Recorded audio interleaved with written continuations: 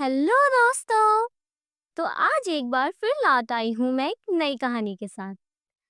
ये कहानी है गौरव की। गौरव एक 14 साल का लड़का था, जिस उम्र में अक्सर बच्चे बेपरवाह बिना कुछ सोचे समझे बस कुछ भी कर देने वाले होते हैं।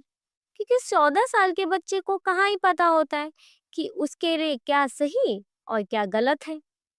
ऐसे ही था गौरव, एक बहुत ही प्यारा और बड़ा ही शरारती बच्चा।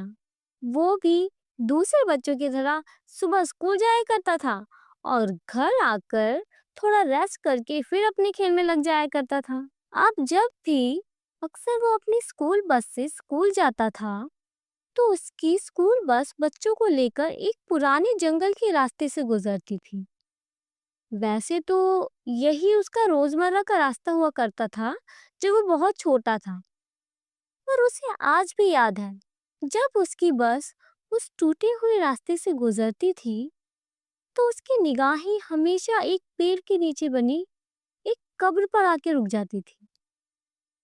वो हमेशा उसे देखकर सोचता कि आखिरकार ये किसकी कब्र होगी, पर कभी जान नहीं सका। एक दिन ऐसे ही पता नहीं क्यों वो सोचता है कि क्यों ना मैं उस कब्र पर जाके देखूं कि वो किसकी कब्र है। शायद मेरे मन में जो क्यूरियोसिटी है वो भी शांत हो जाए। इसलिए गौरव शाम होते ही अपनी साइकिल निकालता है और चल देता है उस रास्ते पर जहां वो कब्र पड़ती थी। कब्र के पास पहुंचकर वो अपनी साइकिल सड़क के किनारे लगा देता है और उसे कब्र के पास जाता है। कब्र ज्यादा पुरानी नहीं लग रही थी। उसके आसपास सूखे पत्ते बिखरे हुए थे। गौरव ने कब्र पर जब नाम पढ़ने की कोशिश करी, तो मिट्टी की एक परत जमी होने के कारण वो कुछ नाम पढ़ नहीं सका। गौरव ऐसे ही कुछ देर वहां बैठा रहा, लेकिन जब वो वहां से उठकर जाने लगा, तो उसने एक अजीब सी मदहोश कर देने वाली इत्र की खुशबू आई, जो कि बहुत अजीब था क्योंकि वहां पर कोई भी नहीं था। अब गौरव भी इस बात को ज्यादा ना सोचते हुए घर वापस आ जाता है। जैसे ही वो घर वापस आता है, तो उसकी माँ पूछती है, "तू बाहर गया था? कोई काम था क्या? अगर कोई काम भी था, तो बताकर तो जाना चाहिए था।" गौरव अपनी माँ को देखता है और बिना कोई जवाब दिए अपने कमरे में चला जाता है।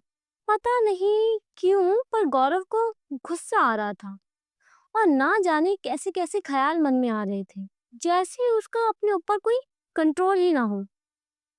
माँ ने जब उसे खाने को पूछा, तो उसने ये कहकर मना कर दिया कि अभी उसका मूड नहीं है।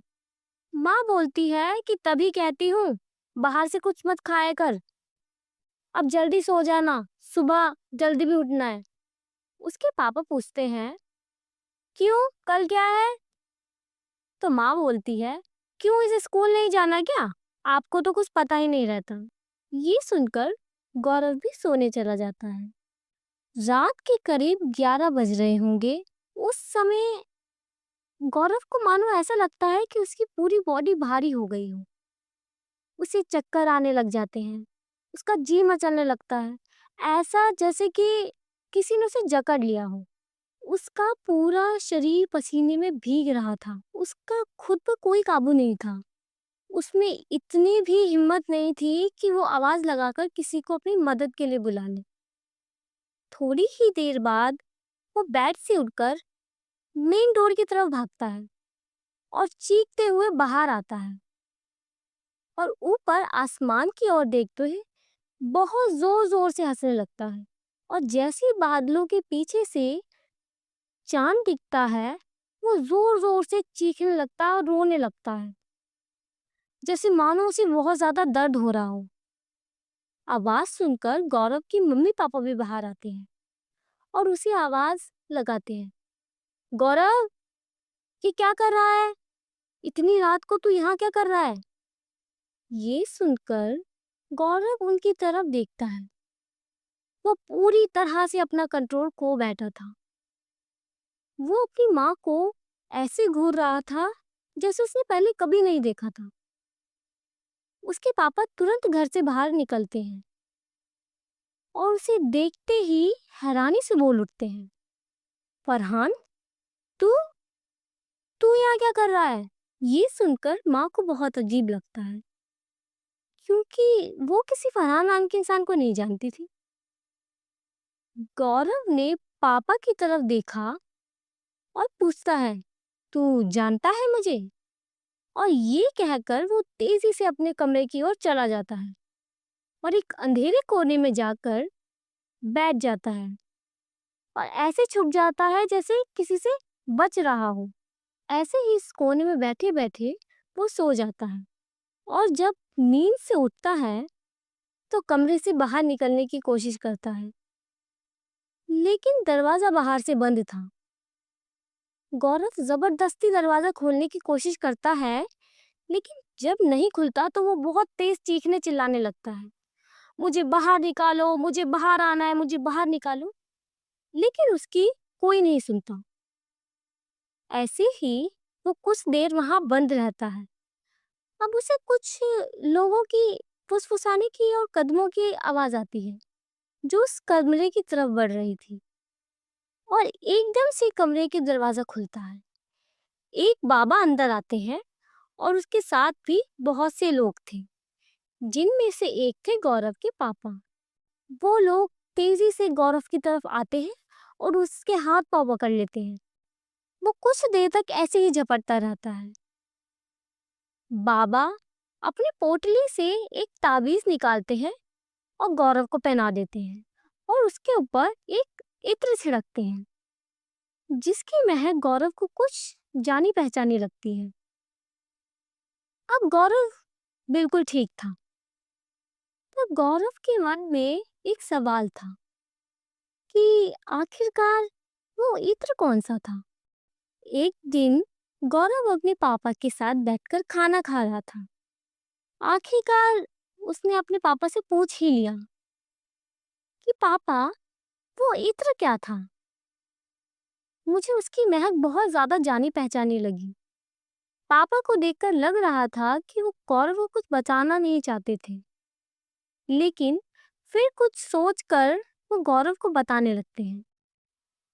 गौरव, बात कुछ यूं है कि फरहान एक लड़का था जो एक इत्र बनाने वाली फैक्ट्री में काम किया करता था। वो बहुत ही अच्छा था, सबसे बहुत अच्छे से बात किया करता था।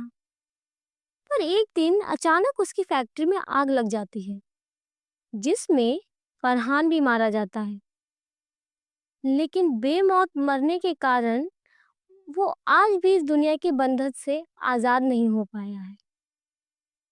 जब फरहान जिंदा था तो एक खास तरह का इत्र लगाया करता था, जो उसने खुद बनाया था। इसलिए उसकी कब्र पर अक्सर लोगों को वो महक आती है और वो इंसान को अपनी तरफ खींचती है, जैसे तुम्हें महसूस हुआ। हो सकता है ये उसको साथ आने का कोई तरीका हो। अब गौरव के मन में कोई सवाल नहीं था, क्योंकि उसे अपने हर सवाल का जवाब उसके पापा से मिल गया था। उसके पापा गौरव को बोलते हैं कि अब तुम इस ताबीज को कभी भी अपने पास से दूर मत करना और ना ही उस कब्र के पास जाना। इसके बाद गौरव उस कब्र के पास कभी नहीं गया और ना ही कभी वहां जाने की हिम्मत कर पाया।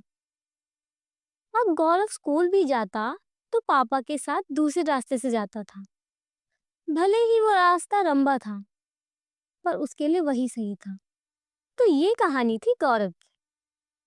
कई बार कुछ पल की खुशी के लिए हम कुछ ऐसा कर बैठते हैं जिसका हर्जाना हमारे साथ साथ हमारे अपनों को भी भुगतना पड़ता है। उम्मीद है आपको ये कहानी पसंद आई होगी। फिर मिलूंगी एक नई कहानी के साथ।